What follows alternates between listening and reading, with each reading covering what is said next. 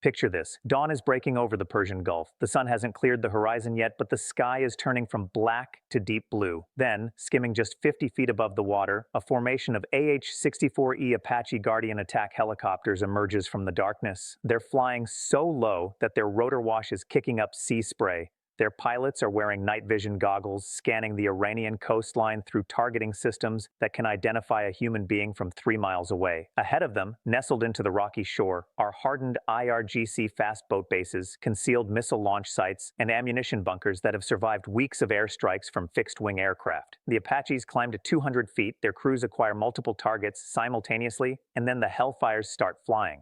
One by one, Iran's coastal strike capabilities begin to explode in brilliant orange fireballs. This is the AH-64 Apache entering the fight for the Strait of Hormuz.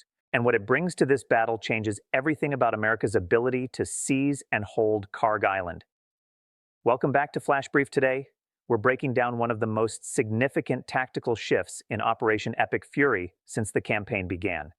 The AH-64 Apache attack helicopter, the most lethal rotary-wing platform ever built, is now actively engaged in combat operations along Iran's southern coast and throughout the Strait of Hormuz. We're going to show you exactly why the Apache is deploying now, what unique capabilities it brings that no other platform can replicate, how it's being used in coordination with the broader coalition air campaign, and what this tells us about the imminent ground operation on Karg Island. If you're not already subscribed to World Brief Daily, hit that subscribe button right now and turn on notifications. We are covering Operation Epic Fury as it unfolds in real time, and the next 72 hours could see the most significant American amphibious operation since the Korean War. You do not want to miss a single update. Let's dive in. Let's establish where we are in the broader timeline of Operation Epic Fury, because context matters enormously here. As we've covered extensively on this channel, Operation Epic Fury was launched on February 28, 2026, as a comprehensive campaign to dismantle Iran's military capabilities. In the opening weeks, the campaign was dominated by what military strategists call the air superiority phase. F-22 Raptors, F-35 Joint Strike Fighters, B-2 Spirit stealth bombers, and supporting strike packages systematically destroyed Iran's air defense network, its ballistic missile infrastructure, its naval forces, and its nuclear program facilities. According to U.S. Central Command's assessment as of April 1, 2026, coalition forces have now struck more than 12,000 Iranian targets. The Israeli Defense Forces reported on March 30th that approximately 80% of Iran's air defenses have been neutralized. Iran's navy, according to Grokipedia's operational overview, is between 85 and 95% destroyed as a fighting force. More than 120 Iranian vessels have been sunk or damaged beyond operational capacity. In other words, the air campaign has accomplished exactly what it was designed to do. It created an environment where American forces can operate with near impunity. But here's the critical shift that's happening right now. The campaign is transitioning from strategic airstrikes against major infrastructure to close air support for ground operations. And that transition requires a completely different kind of aircraft. According to multiple reports from late March, including statements from unnamed U.S. defense officials cited by Al Jazeera, the Department of Defense is preparing for ground operations to seize Karg Island. For those unfamiliar, Karg Island is a small island approximately 30 miles off Iran's southern coast in the northern Persian Gulf. It processes roughly 90% of Iran's crude oil exports. Whoever controls Karg Island controls Iran's economic lifeline. As we reported in our previous deep dive, American ground forces are already positioning for this operation. The 31st Marine Expeditionary Unit aboard the USS Tripoli, alongside the USS New Orleans and USS San Diego, is in the region. The 11th Marine Expeditionary Unit is either en route or positioning. Paratroopers from the 82nd Airborne Division are deploying, bringing the total American Expeditionary Force to approximately 6,000 elite troops, joining the roughly 50,000 U.S. personnel already stationed at bases throughout the Middle East. These forces are not assembling for a show of force. They're assembling for combat operations in one of the most strategically complex environments on Earth. And when American Marines and paratroopers hit the beaches and landing zones on Karg Island, they are going to need immediate, overwhelming, and precise close air support. That is where the AH-64 Apache comes in. According to Aviation Week and flight tracking data from U.S. military aviation spotters, Multiple AH-64E Apache Guardian helicopters have been identified operating from forward bases in the Gulf region, including positions in Kuwait, Bahrain, and aboard amphibious assault ships. The Apache is not replacing the F-22 or the F-35. It's complementing them. It's bringing capabilities that no fixed-wing aircraft, no matter how advanced, can deliver in the specific tactical environment of the Strait of Hormuz coast. Before we go any further, make sure you're subscribed to World Brief Daily and that notifications are turned on. We are tracking every development in this operation as it happens, and what unfolds in the next week could define the outcome of the entire campaign. Hit subscribe now. You don't want to miss what's coming. Now, let's talk about the AH-64E Apache Guardian itself, because understanding what this helicopter can do is essential to understanding why it's being deployed now. The Apache has been the U.S. Army's primary attack helicopter since 1986, but the E model, the Guardian, is a fundamentally different machine from the original AH-64A that first entered service. According to Boeing, the manufacturer, and the U.S. Army's program documentation, the AH-64E represents a complete digital redesign of the weapon system. Let's break down its capabilities one by one because each of them matters in the Strait of Hormuz fight. Firepower.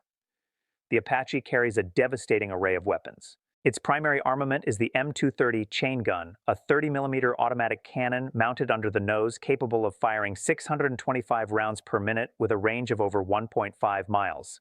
It's loaded with high-explosive dual-purpose ammunition that can shred light armored vehicles, small boats, and personnel with equal efficiency. On its stub wings, the Apache can carry up to 16 AGM-114 Hellfire missiles. The Hellfire is a laser-guided precision weapon with a range of approximately 5 miles, capable of destroying tanks, bunkers, buildings, and naval vessels.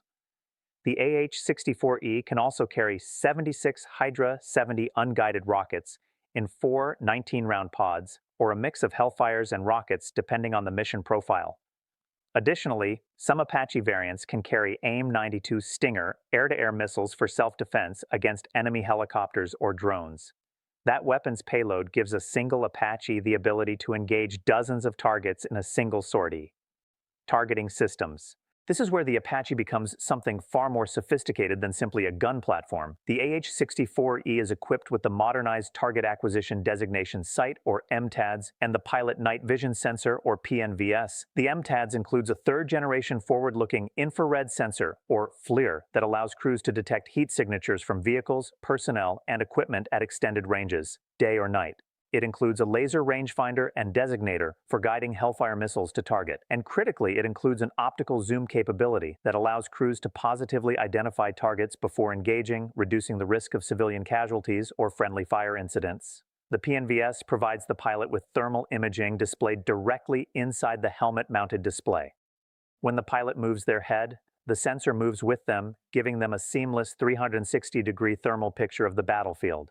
Both crew members, the pilot and the co-pilot gunner, can operate the weapons systems, which provides operational redundancy and tactical flexibility. Networked warfare. The AH-64E Guardian is not a standalone platform. It is a node in a networked kill chain. The helicopter is equipped with Link 16, the NATO standard tactical data link that allows it to send and receive targeting information in real time with F-22s, F-35s, E-3 AWACS aircraft ground units, and naval vessels.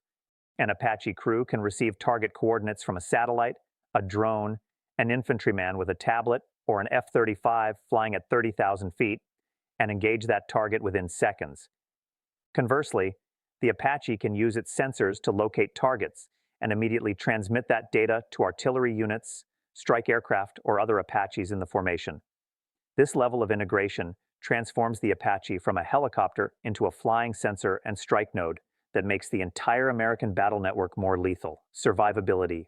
The Apache is built to take hits and keep flying. Its airframe is designed to withstand 12.7mm rounds, the kind fired from heavy machine guns. Critical components like the engines, transmission, and flight controls are armored and separated to ensure that a single hit doesn't bring the aircraft down. The rotor blades are designed to sustain damage from 23mm cannon fire and remain functional.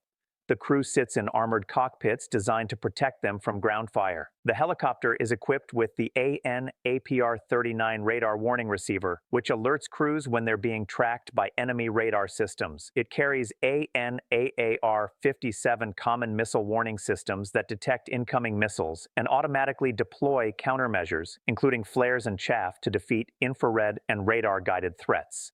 And crucially, the Apache is equipped with the AN/ALQ-136 radar jammer, which disrupts enemy targeting radars, range, and endurance. The AH-64E has a combat radius of approximately 150 miles and can fly for roughly 2.5 hours on internal fuel. With external fuel tanks, that range extends significantly. When operating from forward bases in Kuwait or Bahrain, or from amphibious assault ships positioned in the northern Persian Gulf, Apaches can reach virtually any point along Iran's southern coast, loiter over the battlefield providing continuous fire support, and return to rearm and refuel. According to the U.S. Army's operational concept, Apache units can sustain continuous operations through what's called the push-pull method, where one flight is on station, another is en route, and a third is rearming, creating an unbroken cycle of availability. Low-altitude agility. This is the capability that separates the Apache from fixed-wing strike aircraft, and it's why the helicopter is so valuable in the specific terrain of the Strait of Hormuz. The Apache is designed to operate in the terrain flight regime, which means flying extremely low, using terrain features to mask its approach from enemy radar and visual observation. In the Gulf environment, that means flying just above the water's surface, using the curvature of the Earth and the radar clutter from waves to remain undetected until the last possible moment.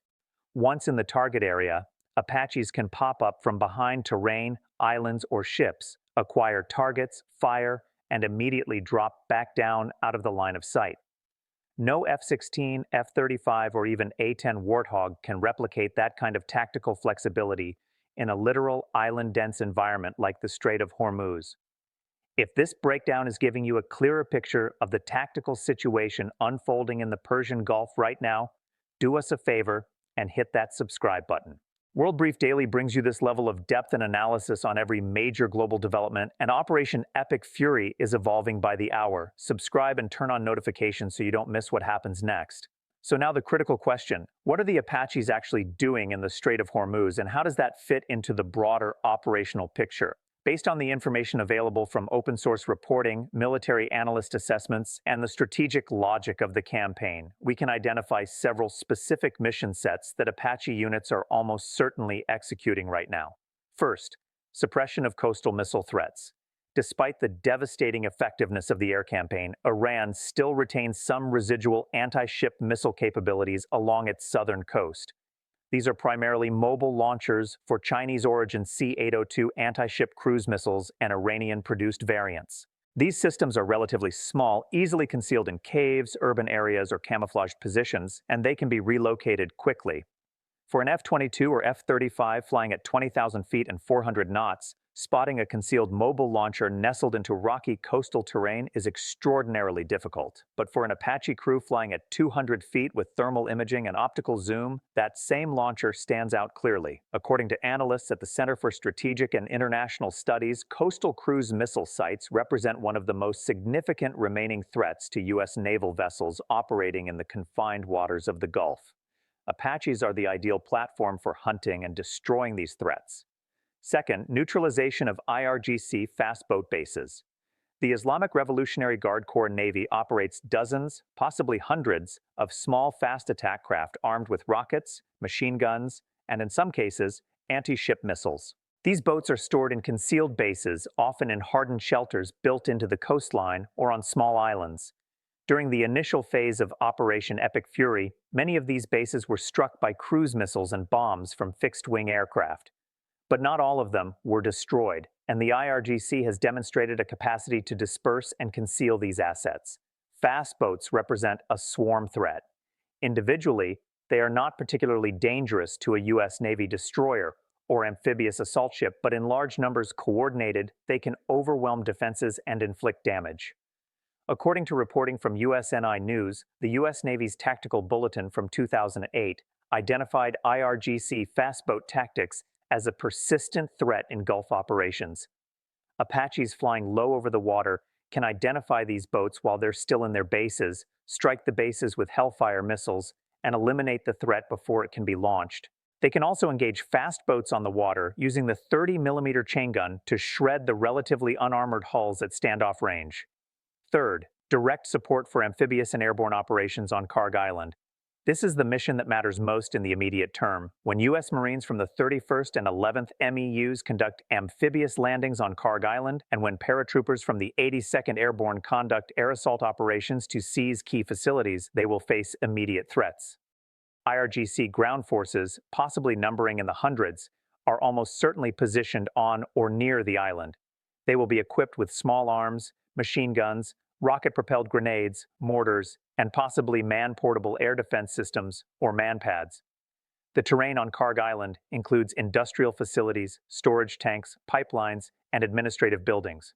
Urban and industrial terrain is extraordinarily dangerous for ground forces because it provides countless positions for ambush and concealment. Apaches excel in this environment. According to the U.S. Army's Air Cavalry Operations Manual, the AH-64 is specifically designed to provide armed reconnaissance, security, and direct fire support to ground maneuver forces. In practical terms, that means Apache crews can fly ahead of advancing Marine infantry, identify enemy positions using thermal imaging, and eliminate those positions with precision fires before the Marines ever come into contact. If Marines encounter resistance, Apaches can be overhead within minutes, putting Hellfire missiles or 30mm cannon fire onto the exact position that's causing the problem. The crew coordination between ground units and attack helicopters is something U.S. forces have refined over 2 decades of combat in Iraq and Afghanistan. The tactics, techniques, and procedures are proven. The communications architecture is in place, and the firepower is overwhelming. Fourth, psychological operations and show of force. This is a dimension that often gets overlooked in discussions of military hardware, but it matters. The AH-64 Apache is a terrifying weapon system to be on the receiving end of. It is loud, it is visible when it wants to be, and it represents immediate, inescapable lethality. For IRGC forces on Karg Island or along the Iranian coast, the presence of Apaches overhead is a constant reminder that they are being watched, that they can be targeted at any moment, and that resistance is likely to be fatal. According to multiple accounts from Iraqi insurgents interviewed after the Iraq War, the sound of an Apache's rotors was one of the most psychologically devastating experiences of combat. That same psychological pressure is now being applied to Iran's forces. The goal is not just to kill enemy combatants, it's to break their will to fight. The Apache's effectiveness in this kind of operation is not theoretical. We have historical evidence of exactly how devastating this platform can be in similar environments. During Operation Iraqi Freedom in 2003, Apache units from the 101st Airborne Division and the 3rd Infantry Division conducted deep strike operations, armed reconnaissance, and close air support throughout the invasion. One of the most famous engagements occurred in the opening days of the war, when a single Apache crew engaged and destroyed multiple Iraqi armored vehicles in a coordinated strike. According to the U.S. Army's official history of the operation, Apaches were credited with destroying hundreds of Iraqi tanks, armored personnel carriers, artillery pieces, and bunkers during the 3-week invasion phase. More recently in Afghanistan, Apaches provided continuous close air support for ground operations in mountainous terrain that was in many ways more challenging than the Gulf Coast. According to a 2012 report from the Center for Army Lessons Learned, Apache crews in Afghanistan developed tactics for operating in high-altitude environments, using terrain masking to avoid detection and coordinating fires with ground units in close proximity to civilian populations. Those lessons learned, those tactics, are directly applicable to the Strait of Hormuz and Karg Island operations. We also have evidence from the current operation. On April 3, 2026, a U.S. Air Force F-15E Strike Eagle was shot down over southwestern Iran. One crew member was rescued. Search operations continue for the second. That loss, the first manned American aircraft downed by enemy fire in Operation Epic Fury, highlights the fact that Iran still has some residual air defense capability. But notably, no Apache has been reported lost. That's not luck. That's a function of the Apache's operational profile. Flying low, using terrain masking, and operating primarily at night or during low visibility conditions makes the Apache extraordinarily difficult to target with the kind of radar-guided surface-to-air missiles that brought down the F-15E. So where does this go from here? What can we expect in the next days and weeks as the Apache presence in the Strait of Hormuz intensifies? Based on the strategic logic of the campaign, the force deployments we're seeing, and the mission requirements for a successful seizure of Karg Island, several developments are highly probable. First, we should expect a significant increase in Apache flight operations in the 48 to 72 hours immediately preceding any ground assault on Karg Island. The Apaches will conduct what the military calls battlefield preparation. That means systematically destroying every identified IRGC position, ammunition storage site, vehicle, and defensive fortification on and around the island. The goal is to ensure that when Marines hit the beach, they face minimal organized resistance. According to joint doctrine from the U.S. Marine Corps and U.S. Army, this kind of preparation typically involves multiple passes over the target area, with crews building a detailed picture of enemy dispositions and methodically eliminating threats in order of priority. Second, we should expect Apache units to establish continuous overhead coverage during the actual assault. This is called on-call close air support. Apaches will orbit in designated holding areas, maintaining communication with ground commanders, and will respond to requests for fire support within minutes. If a Marine rifle platoon encounters a hardened bunker, they radio for air support. An Apache crew receives the coordinates, visually confirms the target using thermal imaging and optical systems, and puts a Hellfire missile through the bunker's firing slit.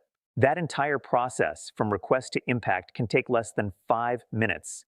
Third, we should expect Apaches to play a central role in securing the Strait of Hormuz itself against any Iranian attempt to close the waterway. Iran has threatened for decades to close the strait, through which approximately 20% of the world's oil and liquefied natural gas flows.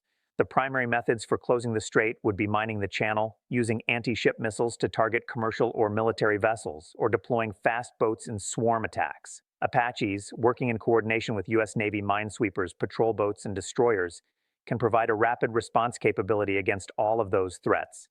A helicopter can reach a contact within minutes, identify whether it's hostile or neutral, and if necessary, engage it immediately. Fixed-wing aircraft, no matter how capable, cannot loiter over a specific patch of ocean for hours at a time the way a rotary-wing platform can. Fourth, we should expect Apaches to remain in the region for sustained operations even after Karg Island is secured. Holding the island is not a one-day operation. It will require U.S. forces to maintain control for weeks, possibly months, while political and diplomatic efforts play out. During that entire period, IRGC forces on the mainland will attempt to harass, attack, or dislodge American troops. Apaches will provide the persistent overwatch and rapid reaction capability that makes sustained occupation feasible. But we need to be clear-eyed about the risks here. Apache operations in the Strait of Hormuz are not without danger. Iran, even in its degraded state, still possesses man-portable air defense systems. These are shoulder-fired missiles like the SA-7, SA-14, SA-16, and potentially more modern systems acquired from Russia or China. Manpads are specifically designed to target low-flying helicopters and aircraft.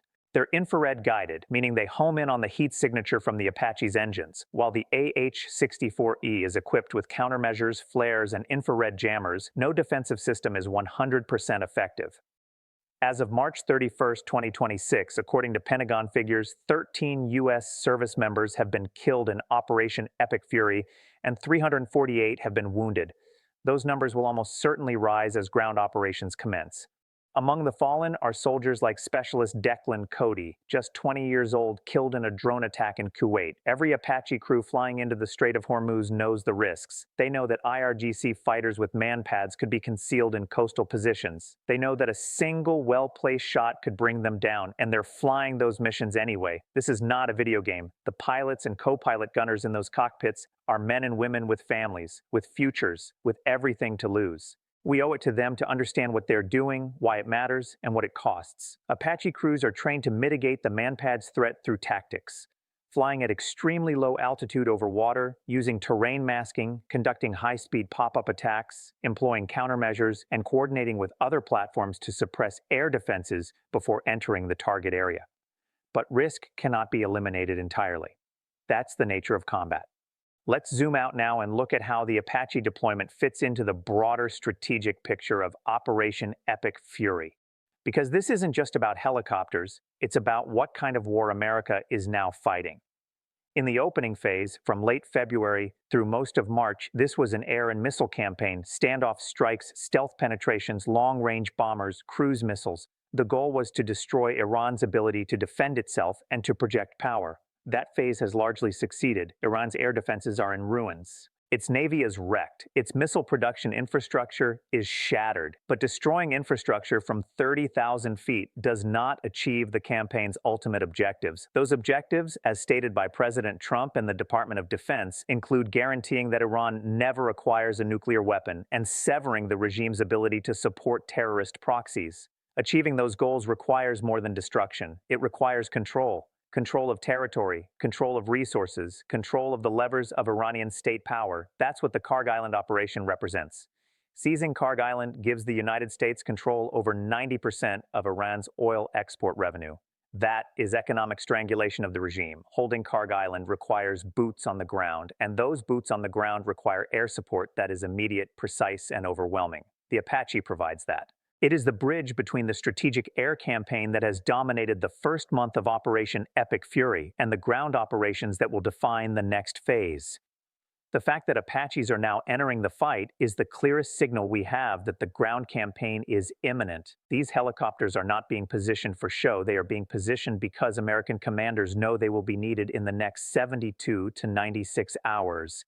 So here's where we are. The AH-64E Apache Guardian, the most lethal attack helicopter ever built, is now actively engaged in operations throughout the Strait of Hormuz and along Iran's southern coast. It is hunting mobile missile launchers, destroying IRGC fast boat bases, conducting armed reconnaissance, and preparing the battlefield for an imminent American amphibious and airborne assault on Karg Island. The Apache brings capabilities that no other platform in the U.S. arsenal can replicate. The ability to fly low, to loiter for hours, to identify targets with thermal precision, to deliver devastating firepower within seconds of a ground commander's request, and to operate in terrain and conditions that would be suicidal for fixed-wing aircraft. The deployment of Apache units to the Gulf is not an escalation. It is a transition from the strategic air campaign that destroyed Iran's military infrastructure to the ground operations that will determine the ultimate outcome of Operation Epic Fury. And if history is any guide, if the lessons from Iraq and Afghanistan hold true, the Apache will prove to be one of the most decisive weapon systems in the entire operation.